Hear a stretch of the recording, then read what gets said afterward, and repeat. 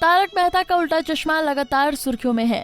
पहले शो में मिसेस रोशन सिंह सोढ़ी का किरदार निभाने वाली जेनिफर मिस्त्री ने असित मोदी पर आरोप लगाए थे। वहीं अब इनमें एक नामी बावरी का किरदार निभाने वाली मोनिका भदौरिया का भी नाम जुड़ गया है। उन्होंने भी शो के प्रोड्यूसर असित मोदी पर कई गंभीर आरोप लगाए हैं। मोनिका ने कहा है कि उन्हें इतना टॉर्चर किया गया था कि उनके मन में आत्महत्या करने के विचार आते थे।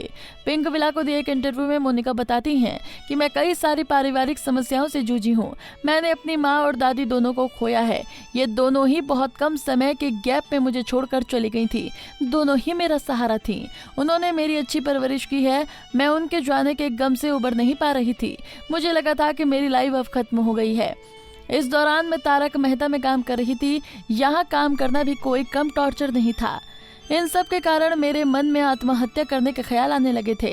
तारक मेहता के शो के मेकर्स ने कहा था कि इनके पिता की मौत हुई तो हमने पैसे दिए, हमने इनकी बीमार माँ के इलाज के लिए पैसे दिए। ये शब्द मुझे बहुत हर्ट करते थे।